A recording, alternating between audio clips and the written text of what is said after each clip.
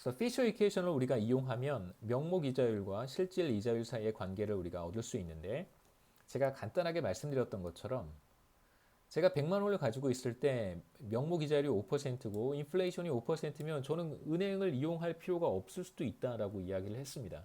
그 얘기는 무슨 얘기냐면 제 100만 원이 실제로 1년 동안 0%밖에 뭐 늘어나지 않을 거라고 제가 말씀을 드린 것이죠.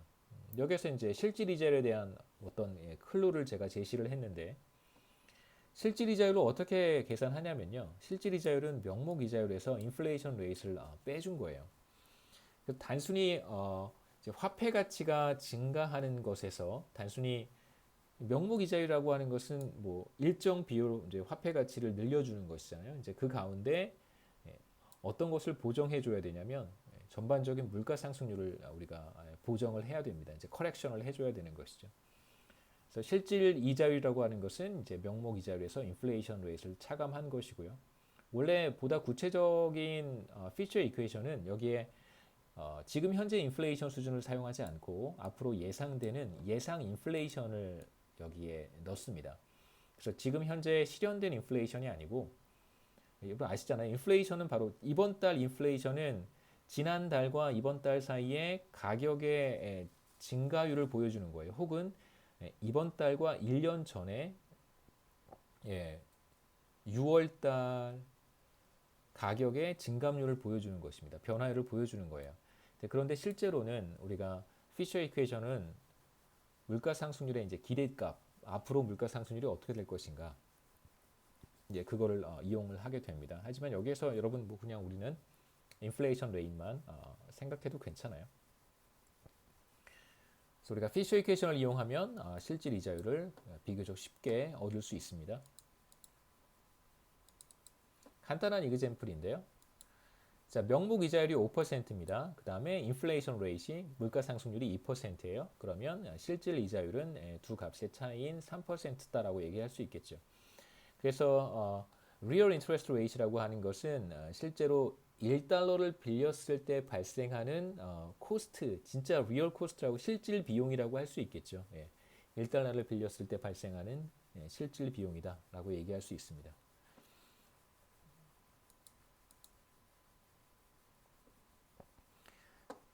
자, 크레딧 디맨드 커브에 대한 이야기를 조금 더 구체적으로 할 텐데요. 자, 앞서서 이제 크레딧 수요가 어떻게 나타날 수 있는지 봤습니다. 이제 명목 이자율에 대한 이야기를 시작을 했습니다만, 명목 이자율이 상승할 경우에 크레딧 마켓에 참여해서 대출을 받으려고 하는 사람들이 줄어들 것이다. 혹은 대출을 받으려고 하는 사람들이 대출 규모를 줄일 것이다. 이제 이런 얘기를 봤고요. 그 다음에 이어서 실질 이자율과 명목 이자율 사이의 관계를 살펴봤습니다. 자, 이제 우리가 여기에서 하려고 하는 것은 실질 이자율과, 제가 여기 아까 이렇게 표시를 했었는데요. 여기에 이제 어떤 변수가 오냐면, 노동시장 같은 경우에 노동의 가격인 웨이지가 오고요. 크레딧 마켓에서는 크레딧의 가격이 바로 돈을 빌리는 거잖아요. 펀드를 빌리는 겁니다. 빌리고 빌려주는 것이기 때문에 여기에 이자율이 와야 되는데, 이제 우리의 사실 관심사는 많은 사람들이 의사결정에 사용하는 이자율은 실질 이자율이기 때문에 여기에 RT를 쓰면 되는 것이죠. 그래서 R이라고만 쓰겠습니다. 굳이 뭐 시점까지 우리가 표시할 필요는 없으니까요. 그 다음에 가로축에는 바로 크레딧 규모가 되겠죠. 퀀터티, 퀀터티 오브 크레딧이 되겠습니다. 자, 실제로 기업이든 개인의 의사결정에 영향을 미치는 것은 실질 이자율이기 때문에 우리가 크레딧에 대한 수요 곡선을 이야기할 때 크레딧에 대한 수요는 바로 이자율의 함수다. 이자율에 영향을 받는다라고 얘기를 하겠습니다. 그래서 크레딧 디맨드 커브를 이제 우리가 그려볼 텐데요. 앞서 봤던 것과 동일합니다. 피셔 이퀘이션을 우리가 그대로 한번 적용해 보면, 자, real interest rate은 nominal interest rate 마이너스 inflation rate인데요.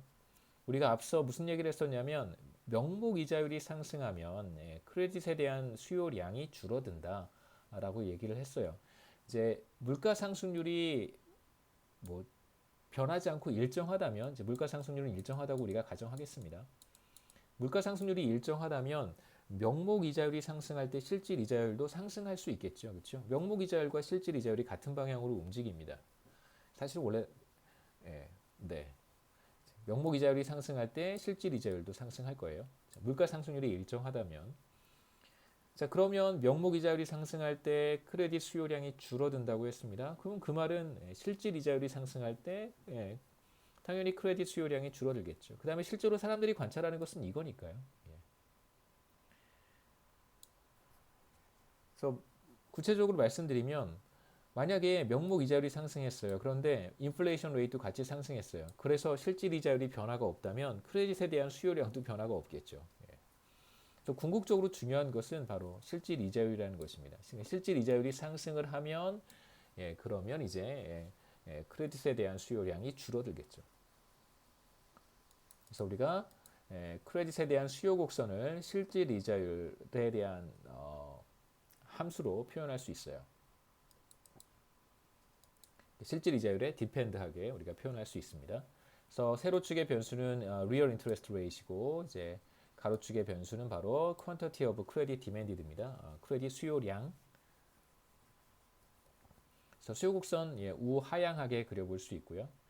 그래서 만약에 이자율이 현재 5%라고 하면 크레딧 마켓에 참여하는 수요자들이 모두 100만큼의 크레딧을 수요하려고 할 텐데요. 만일 실질 이자율이 7%로 상승하게 되면 크레딧의 수요량은 100에서 60 정도로 떨어지게 됩니다. 그래서 크레딧 디맨드 커브는 우하향하게 우리가 표현할 수 있고요. 말씀드렸듯이 이자율이 상승하면 실질 이자율이 상승하면 크레딧에 대한 수요량이 줄어들기 때문에 그런 것입니다. 그리고 지금 우리가 보고 있는 것은 바로 수요 곡선상의 이동이고요. 그래서 가격이 변하면 다른 요인이 아니라 가격이 변화할 때 우리는 수요 곡선상에서의 이동을 이야기할 수 있습니다. 자, 이렇게. 그래서 만약에 이자율이 하락하면 사람들은 전보다 더 많은 크레딧을 원할 것이고요. 그래서 크레딧 수요량은 늘어납니다. 반대로 이자율이 상승하면 실질 이자율이 상승하면 사람들은 전보다 적게 빌리려고 하거나 빌리려고 하는 사람들이 줄어들 테니까 크레딧에 대한 수요량은 줄어들고요.